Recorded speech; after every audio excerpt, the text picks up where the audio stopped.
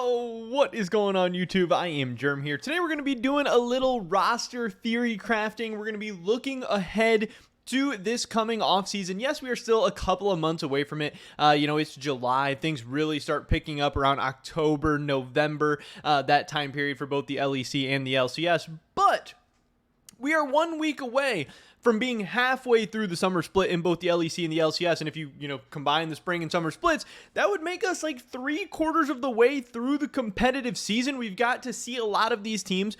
We know which teams are good, which teams are bad, which teams are kind of in the middle. We get to look at where all the different teams have weaknesses, where they have strengths, and what they might be looking for heading into this next offseason. So my brain is already starting to spin. We're trying to stay a step ahead of the rumor mill of all the different possible combinations and everything. And on this channel, I love talking about this stuff, and usually you guys love hearing it and talking about it as well. And I don't want to leave any stone unturned. I want to be talking about the craziest, most interesting moves as possible, so then when we look ahead in a couple months and see what crazy moves happened, we can say, hey, I told you so. Hey, I knew that made sense. Oh, that's cool. That's fun. That's interesting. And I wanted to start off today. We've kind of already started off. We talked about Team Liquid Speak, I think, a couple weeks ago. That video did pretty well. Today, I want to talk about the chances or even the possibility of Perkz going to Fnatic in 2023. Now, I know there's going to be a lot of people who are instantly like, oh, that sounds interesting. That could be a good idea. Yeah, I hope it happens. Yeah, I think it's going to happen. I think with this one, there's going to be even more people that say, that makes no sense. There's no way that's going to happen. That's ridiculous. Yada, yada, yada. I don't know, but I want to make my case and then kind of, talk about what I think it would look like. So, obviously, Perkz to Fnatic has been a thing for the past couple of years. Perkz was playing AD carry for G2. He decided he wanted to role swap. He decided he wanted to go mid. His number one place he wanted to go was Fnatic. Carlos told him no. Perkz said, okay, then I want to stay AD carry as G2. Carlos told him no. So then his third option was to head over to North America, head over to Cloud9. It looked like a decent roster. It looked like a team he could do something with. It was an opportunity for him to play mid, compete for LCS titles, go to Worlds. He did all that. He gets out of groups at Worlds, something that North America hadn't done for a while. Now, I don't think Perkz looked that great individually, but it was his first year kind of getting back into the mid lane, getting back into the grind. He's in a whole different country. He's got a million different things going on. But then that led to him obviously wanting to leave Cloud9, and he wanted to head back home to Europe. And once again, where did he want to go? He wanted to go to Fnatic, and that's how we found out that in that contract where G2 sent Perkz over to Cloud9, there was, some wording or a clause or whatever in the contract that said, hey, Cloud9, you can do whatever you want, but you cannot send Perkz to Fnatic until 2024, I believe was in the contract. And that's how we got this whole drama, Carlos and Perkz kind of butting heads, even though Carlos saying Perkz is like a son to him or like a nephew to him or whatever the heck he was saying. They're kind of tweeting back and forth at each other. All this weird stuff is going on because Perkz had done so much for the G2 organization. He had done so much for Carlos. It had such a great relationship for so long, but now Carlos was preventing him from going to where he wanted to be. And from Carlos's perspective, I get it. You don't want to send this player to your top rival and everything at the time, but if G2 is so great and they're going to be okay without Perkz and all that, then it shouldn't really matter all that much, but whatever.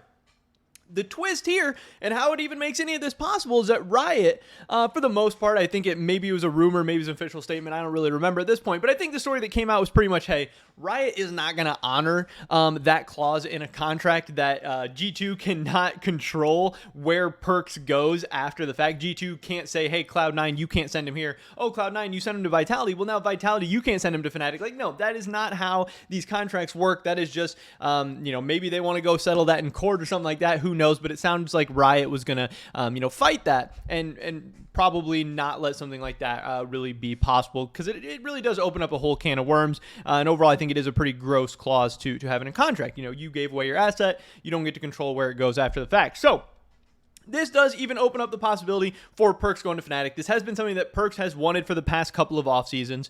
And Fnatic, has needed a good mid laner for a while. Perkz seemed like a great answer for Fnatic, and it seemed like a match made in heaven. Obviously, Fnatic is a huge brand, huge fan base. Perkz, huge brand, huge fan base. They'd be a home run in terms of advertising, content, all this stuff you put them together. But also, Fnatic has been a very, very good team historically in both the LEC and even going to international tournaments. And Perkz has been an amazing player historically in the LEC, in the LCS, and at international tournaments. And they both have the same goals of wanting to get back to that world stage again, world finals, competing for titles, MSI, all this stuff. But the curveball in this whole situation now is obviously the fact that Perkz is on Vitality. They formed a super team. Him and Alfari, they paired up. They got Carzzy. They got all these different pieces.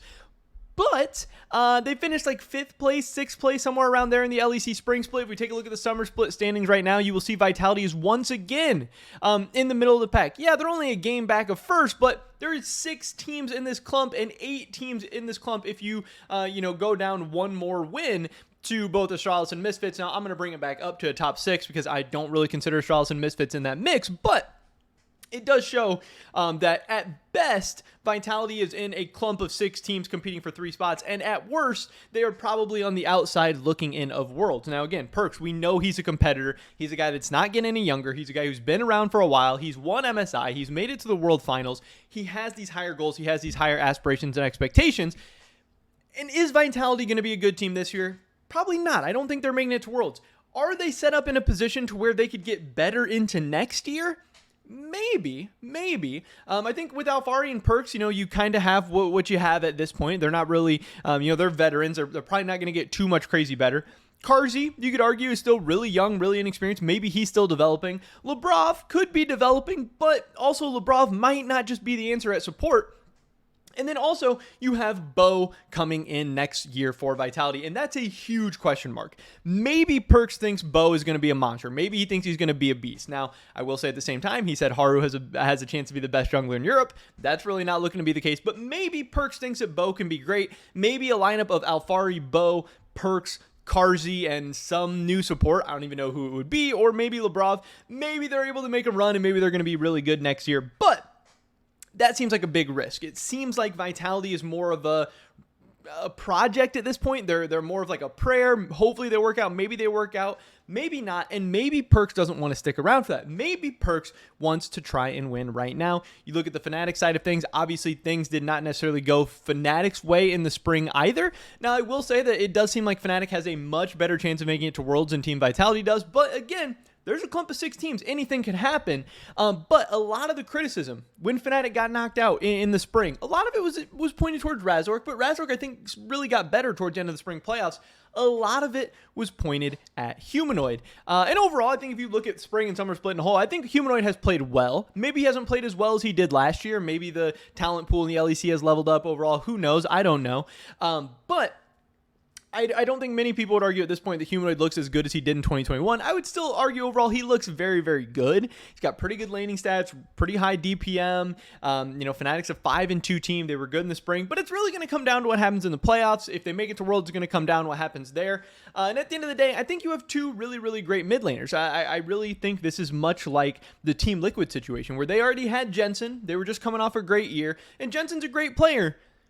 But when Bjergsen becomes available, when Bjergsen pops up, I think at best you could argue Bjergsen and Jensen are similar level players. Maybe you think Jensen's a little bit better. Maybe you think Bjergsen's a little bit better player, whatever. But when you have that brand, that star power, that, the content machine, the aura, whatever, that Bjergsen has, that Perkz has, that Jensen doesn't have, that Humanoid does not have, I think Fnatic would be crazy if Perkz becomes available, which, again, we don't know if that's going to happen or not, but I'm at least making the case that I think it could. Yeah, Perkz won a title and then went to Worlds with Cloud9. He's probably not going to win a title with Vitality. He's probably not going to go to Worlds with Vitality. So is it at least possible, especially right now when I've been very critical of Perkz over the last 3 splits, thinking that he didn't look very good individually. I think right now, Perkz is playing amazing so far in the summer split. I think you could make a case that so far, 7 weeks into the split, Perkz has looked like the best mid laner in the LEC. I think he's been top 3 at bare minimum.